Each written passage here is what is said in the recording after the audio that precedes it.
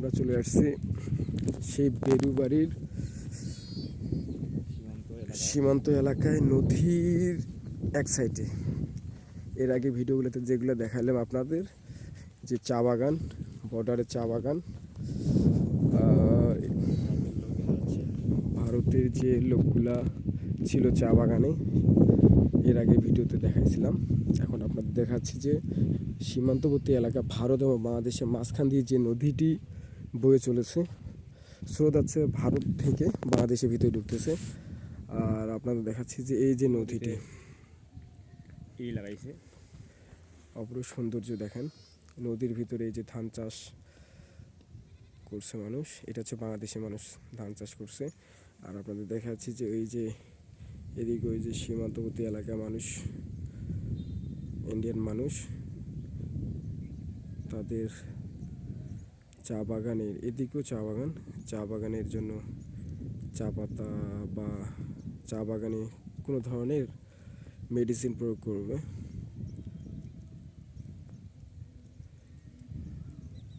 আসলে অপরূপ একটা সৌন্দর্য, সে না আসলে আপনারা বুঝবেন না যে আসলে এই যে বেরুবাড়ির শেষ সীমান্তে একটা জায়গা, জায়গাটার নাম হচ্ছে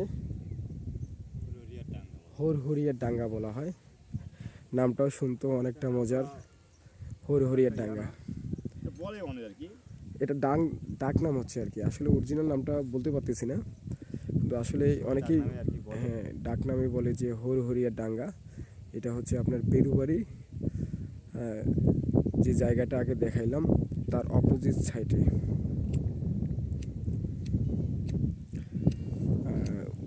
সীমান্ত যে ওই দিকে যে ইন্ডিয়াতে যে জায়গাটা দেখা যাচ্ছে, এটা আসলে হচ্ছে চা বাগান। আর পাশে রয়েছে গ্রামের পাশে রয়েছে ক্যাম্প, বিএসএফের ক্যাম্প। যে উঁচু টিলাগুলো দেখাচ্ছেন এটা হচ্ছে আসলে আমরা আপনাদের দেখানোর চেষ্টা করতেছি যে বিএসএফ, যে ইন্ডিয়ান যে বিএসএফগুলো, ওরা যেখানে সীমান্ত রক্ষার জন্য প্রতিটা সীমান্তে থেকে থাকে, তাদেরকে দেখানোর চেষ্টা করতেছি। চেকপোস্ট যাকে বলা হয়। আসলে এই জায়গাটা অপরূপ সুন্দর, যে একটা মাঠের মতন। এখানে আসলে আমার মনে হয় বাংলাদেশিরা খেলাধুলা, ফুটবল। আর এখানে একটা সৌন্দর্য আছে, আমি দেখাচ্ছি। আপনি যে ওই বৃক্ষটা দেখতে পাচ্ছেন, এটা আসলে বট পাখুরি বলে নাকি, বট পাখুরি। এটা আমি 2014-15 সালে আসছি, যে গাছটা এইভাবে, গাছের শিকড়গুলো আছে, শিকড়গুলোর নিচে আসলে মাটিটা অনেক নিচে, সম্পূর্ণ শিকড়গুলা ভেসে উঠছে আর কি।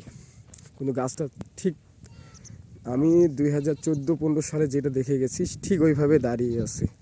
আপনারা দেখে অবাক হয়ে যাবেন, এটা অবাস্তব কাহিনী। গাছটা আমি সম্পূর্ণ আপনাদের দেখাচ্ছি। আসলে এইটা হচ্ছে আমাদের গ্রাম অঞ্চলে যেটা বলা হয় বট পাখুরি। আর তার হচ্ছে নিচে দেখেন তার শিকড়ের অবস্থা দেখেন।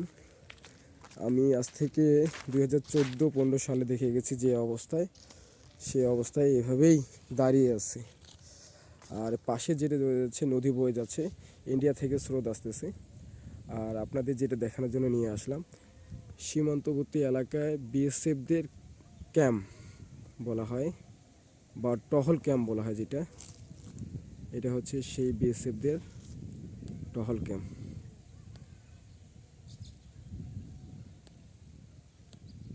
আর তার পিছনে হচ্ছে বিএসএফ, কই ওই যে বিএসএফ, আসলে তাদের যে পোশাক আসলে বোঝা যাচ্ছে না যে আসলে একজন দাঁড়ায় আছে, একজন বিএসএফ দাঁড়ায় আছে, যে ইন্ডিয়ান একজন বিএসএফ দাঁড়া আসলে বোঝা যাচ্ছে না। কিন্তু আপনাদের বুঝে নিতে হবে, তাদের পোশাক দেখেই বুঝে নিতে হবে। দেখেন সেখানে একটা চাংড়া রয়েছে, চাংড়াটা এই যে উনি একটু চলাচল করতেছে। বেশি আবার যাওয়া যাবে না।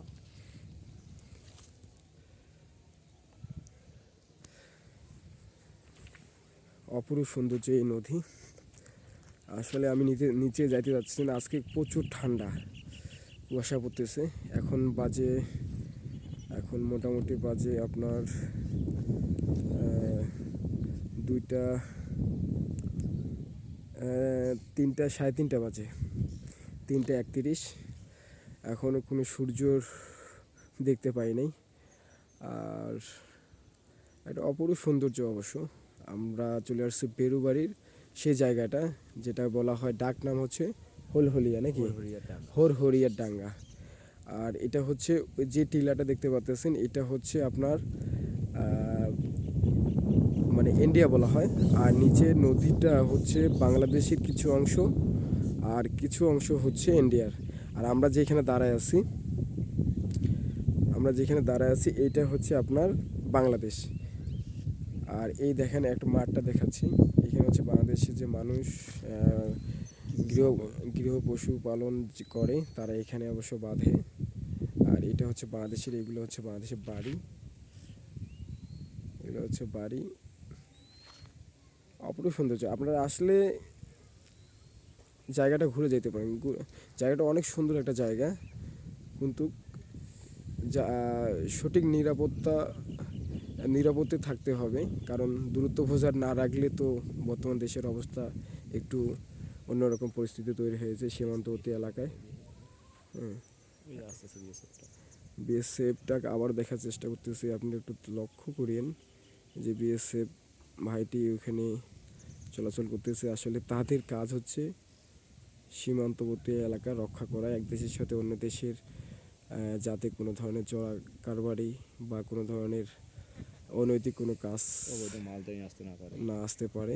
এই জন্য প্রতিটা দেশেরই একই অবস্থা। যেমন আমাদের বাংলাদেশের, এর আগে ভিডিওগুলো দেখাইছিলাম যে আমাদের বাংলাদেশের আমাদের যে বিডিআরগুলো আছে তাদের প্রতিটি সীমান্তবর্তী এলাকার প্রতিটি সাইডে তারা সাইকেল দিয়ে হেঁটে টহল দিচ্ছে।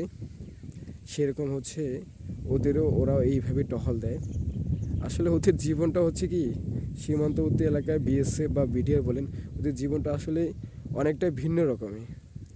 ওরা শীত বৃষ্টি ঠান্ডা গরম, আসলে ওদের জায়গা মতো থাকতেই হবে।